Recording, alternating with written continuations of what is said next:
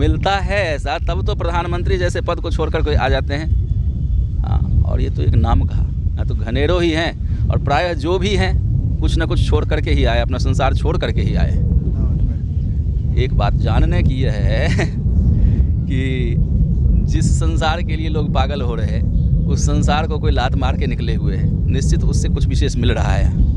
वो सबको मिलता है, लेकिन उसको कोई बता नहीं सकता, गूंगे के गुड़ खाया जैसा है।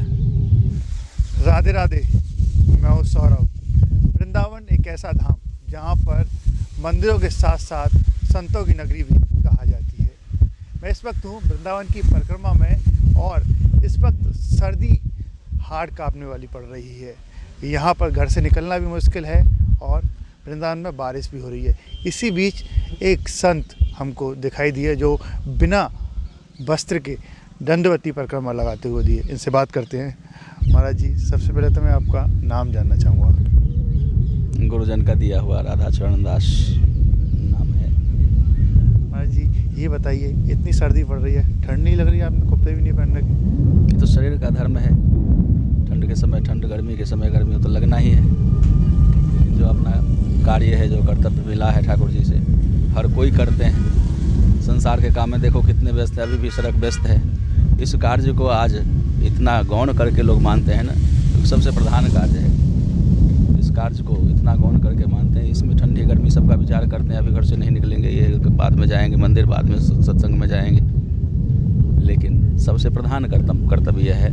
बाकी सब काम वाले देखिए निकल रहे हैं ना, आपके सामने निकल रहे हैं, वो नहीं विचारते हैं। आप भी उनके लिए विचार नहीं किया कि कैसे ये लोग निकलते हैं, मजदूर कैसे मजदूरी करते हैं, लेकिन हम ये कार्य कर रहे थे। इसके लिए आपके मन में भी प्रश्न आया, दुनिया के मन में यह प्रश्न आता है। जब बारिश पड़ रही है यहाँ पर रिमझिम वृंदावन में, सर्दी इतनी, लेकिन उसके बावजूद जो दंडवती परिक्रमा लगा रहे हैं, इतनी शक्ति कहाँ से मिली? देखिए, हमारे मन में, मानवीय मन में अपार शक्ति भरी हुई है। मनोबल की क्षमता ऐसी है, इसका जितना हम उपयोग करें, यही एक ऐसी शक्ति है, हमारे आपके सबके में ही है।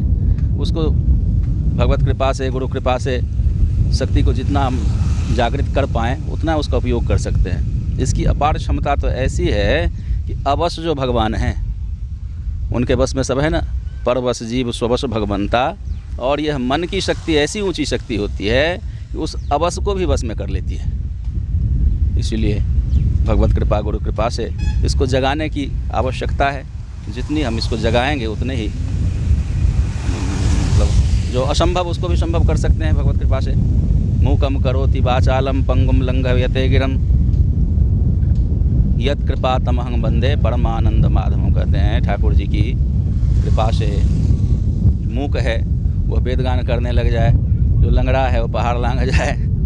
तो उनकी कृपा की यह शक्ति है, और उस शक्ति को धारण करने वाला हमारा मन होता है। तो आपके ऊपर भी पूरी कृपा तैयार करें। हमारे ऊपर कृपा तो नहीं, हम कृपा के लिए कर रहे हैं।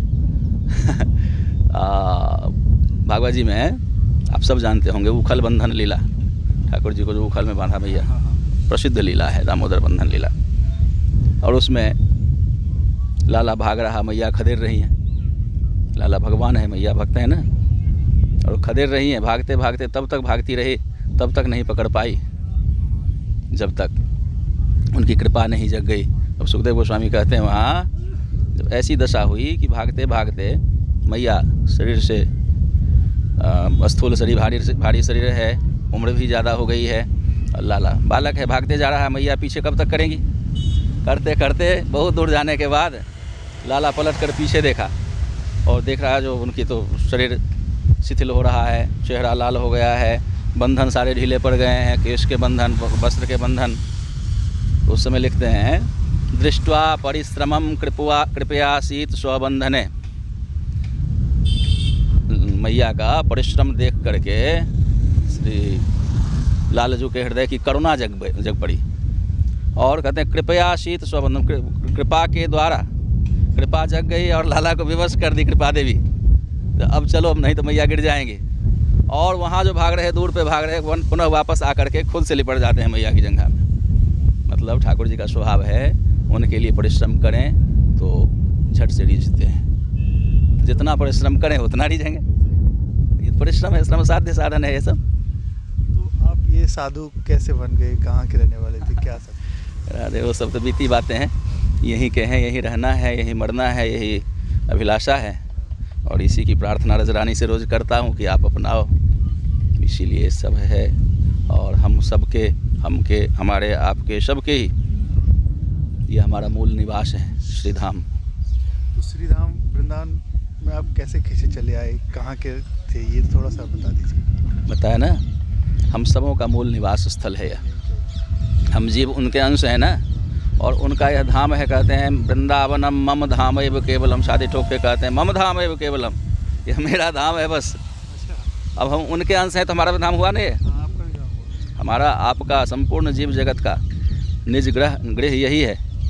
और जैसे कोई मुंबई रहें, कलकत्ता रहें, लंदन रहें, अमेरिका रहें, लेकिन जहाँ के होते हैं वहाँ का स्मरण हुआ रहता है ना। और यदि विस्मरण हो गया तो उसको क्या कहेंगे? अपने घर से कोई चला गया, मुंबई कलकत्ता चला गया, अपने घर को भूल गया, क्या कहेंगे? भूल गए अपने घर को? मैं ये कह रहा हूँ वैसे ही जीव भूल जाता है अपने घर को। अब भूले हुए हैं, इसलिए कहेंगे हम अमुक शहर के हैं, मुझे पता नहीं आप कहाँ के हैं। वृंदावन का ही रहने वाला हूँ, वृंदावन ब्रजवासी हूँ। वाह, धन्यवाद इसके लिए, बड़ी कृपा है आप पर। तो कह ये रहा था मैं, जीव भूले हुए हैं, सबका निज घर यही है। जिस दिन स्मरण आ जाए वो उसकी सद्बुद्धि का प्रमाण है, नहीं तो दुर्बुद्धि कहा जाता है। पढ़ाई के बारे में थोड़ा बता दीजिए, पढ़ाई कितनी की है आपने, क्या? हाँ, तो पढ़ रहा हूँ। बता दीजिए। पढ़ रहा हूँ, राधे राधे। पढ़ाई की है? ग्रेजुएशन करके आया था। रानी ही रानी को मिला सकती है। तो आपको मिलाया कभी भगवान? एक संत भगवान का रूप, एक संत भगवान का रूप होता है। रानी है ना, हाँ। ये राधा रानी से मिलाने की सामर्थ्य रखती हैं, ये मिलाएंगी।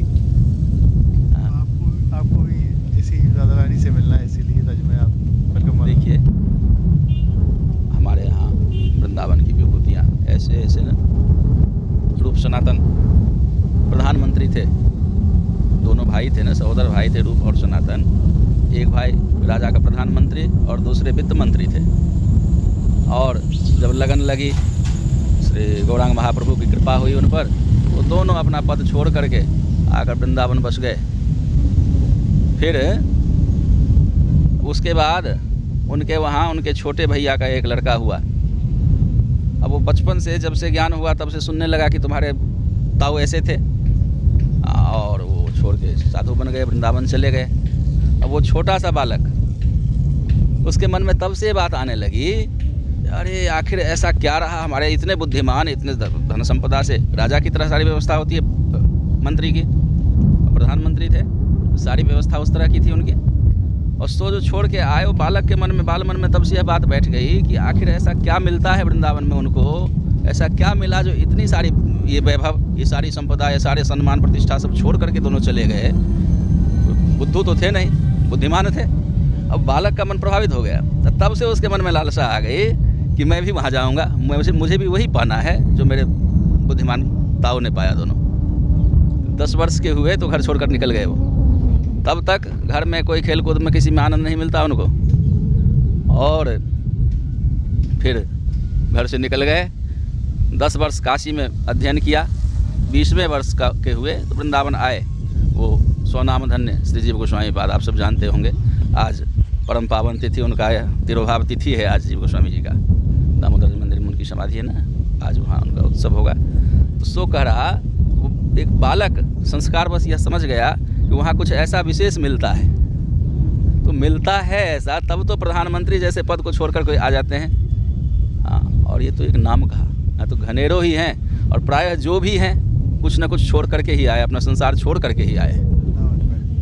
एक बात जानने की यह है कि जिस संसार के लिए लोग पागल हो रहे हैं, उस संसार को कोई लात मार के निकले हुए हैं, निश्चित उससे कुछ विशेष मिल रहा है। वो सबको मिलता है, लेकिन उसको कोई बता नहीं सकता। गूंगे के गुड़ खाया जैसा है, गूंगा गुड़ खाए, उसको पूछे कैसा लगेगा, बता नहीं सकता। सही कह रहे हैं आप। तो सब गले में ये क्या पहन रखा है आपने? हमारे ठाकुर जी विराजमान है, निताई गौर उनका नाम है, श्री धामेश्वर निताई गौर, पानीघाट में मंदिर है उनका, हमारे प्राणाराध्य हैं। उनके ही नाम को हम अपने गले में लटका रखे हैं, श्री धामेश्वर निताई गौर शरणम लिखा हुआ है इस पर, देख रहे होंगे आप भी। आइए वहाँ दर्शन करिए लाल जी का। वृंदावन में रहने वाले जो व्यक्ति होते हैं, यहाँ के रहने वाले, उन पर किस तरीके की भगवान की कृपा होती है? अगर कोई बाहर से रहने आए यहाँ पर तो उनको किस तरीके की अनुभूति होती है? देखिए, श्री वृंदावन प्रेम के साम्राज्य हैं, प्रेम के महासमुद्र। इसमें जो डूब जाए ना, उसको तो उसी का आस्वादन होगा। अब इसके अतिरिक्त डूबना तो ऐसा भी होता है ना, शरबत के सागर में कोई डूब जाए, शरबत ही शरबत, उसके नाक से कान से सब जगह से शरबत ही घुसेगा ना। तो आप भी डूब चुके हैं इस शरबत में? मैं ये कह रहा, यदि ऐसे डूब जाए इनके प्रति शरणापन्न होकर के, तब तो वही घुसना ही घुसना है, और इनके पास कुछ है नहीं देने के लिए। लेकिन अपना नाक कान मुंह बंद करके कोई बंद डब्बा को आप जल में डुबा दीजिए, उसके बाद भी वो वैसे के वैसे रहता है ना। तो सामान्य सी बात है, अपनी अपनी भावना चाहना के अनुरूप ही प्राप्ति होती है। जादृशी भावना जस्य सिद्धिर भवति तादृशी, जैसी भावना हो ना वैसी ही प्राप्ति होती है। लेकिन वृंदावन अपनी ओर से अवसर सतत देते हैं। अनजाने में भक्ति यही बनती है, बिना चाहे बिना प्रयास किए सतत ही भक्ति का साधन यहाँ होता है। निरंतर होता है, अपने आप होता है, करना नहीं होता है। नहीं जाए कथा सुनने, 5 भक्ति के मुख्य साधन बताए, मुख्य अंग बताए हैं ना। 64 अंग में 5 प्रधान अंग है। इसमें मथुरा मंडल वास, ब्रज में वास करना है, संत गुरुजनों की सेवा करना है, ठाकुर जी की सेवा, भागवत सेवा और नाम का आश्रय। यहाँ ये 5 अनायास होता है। अब भागवत सुनने, कथा सुनने नहीं भी जाएं तो भी कहीं ना कहीं से कान में आ जाएगी आवाज़, कहीं ना कहीं कथा होती रहती है। साधु सेवा नहीं करने जाए, साधु का सम्मान करने आप नहीं जाएं, चलते फिरते देखिए राधे राधे हो जाता है बाबाओं से। परिक्रमा करने नहीं जाए, मंदिर में दर्शन करने नहीं जाए, तो भी आप इधर से जाएं और जगन्नाथ घाट से इधर से निकलें तो इस बीच में जितने भी मंदिर हैं, जितने ठाकुर जी विराजमान हैं, सालग्राम विराजमान है, साधु ब्राह्मण गौ जितने विराजमान हैं, सबकी परिक्रमा सहज लग जाती है बिना लगाए, है ना। हाँ, अनायास नाम का। यहाँ देखिए रिक्शा वाले भी घंटी नहीं बजा के नाम राधे राधे बोल करके अपना काम बनाता है। तो ये 5 साधन अनायास यहाँ पूर्ण होता है। सहज भजन की भूमि है।